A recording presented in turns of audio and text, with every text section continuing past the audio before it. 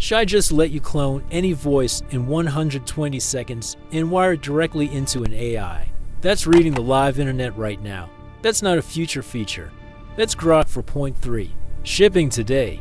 AI Pulse Daily, where we break down the tools and news that actually matter to you every single week. Today we're doing a full breakdown of Grok 4.3's voice capabilities.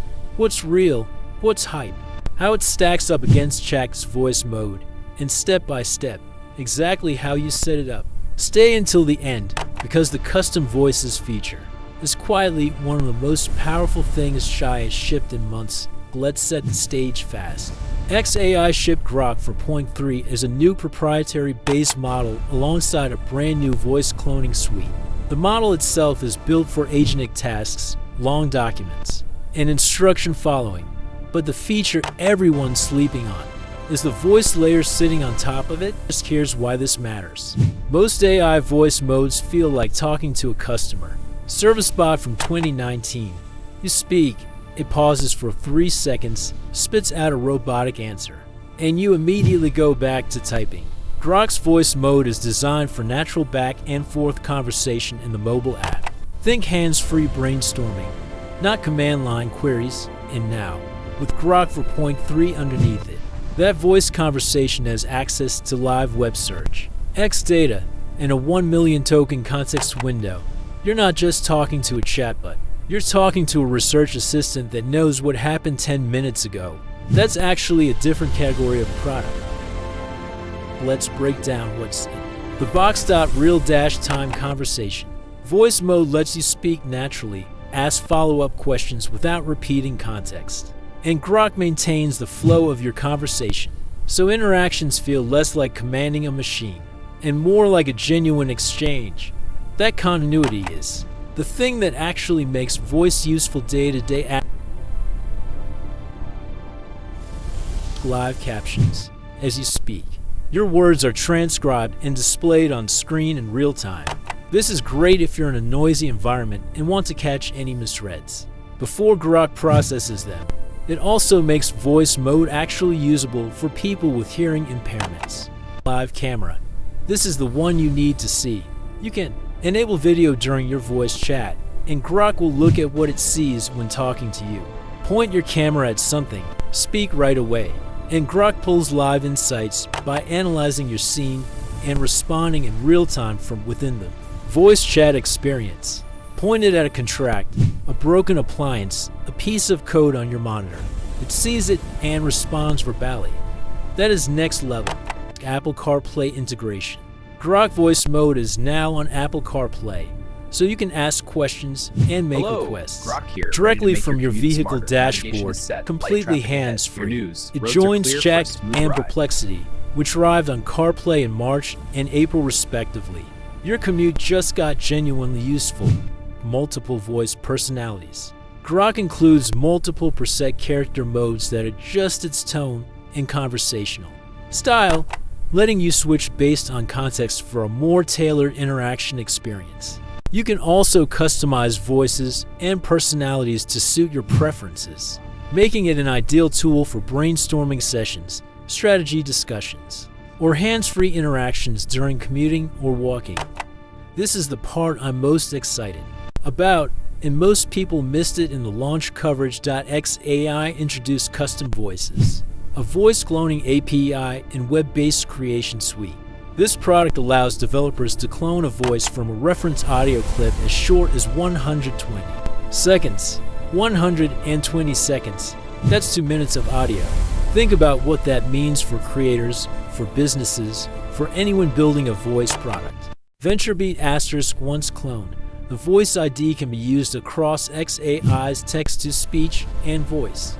Agent Apis in XAI's documentation emphasizes this is not merely about timbre.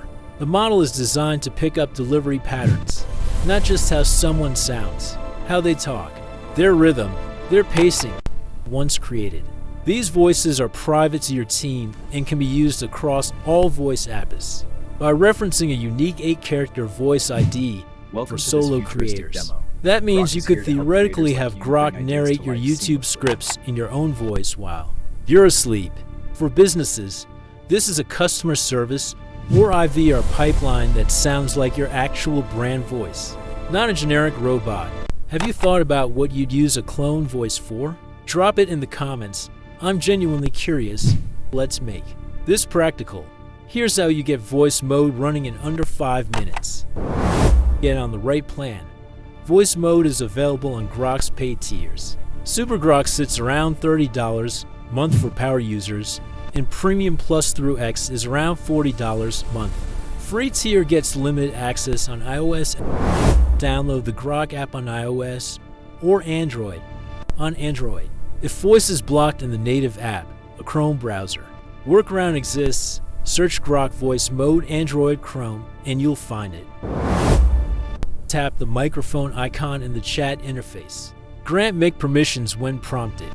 Mic permission failure is the #1 reason people think Grok Voice doesn't work. It affects roughly 67% of first-time users on at least one device. Fix it in your device settings under App Permissions. Tap the camera icon during an active voice session. Point at whatever you want analyzed. Speak your question. Custom voices. Head to the Shy API dashboard.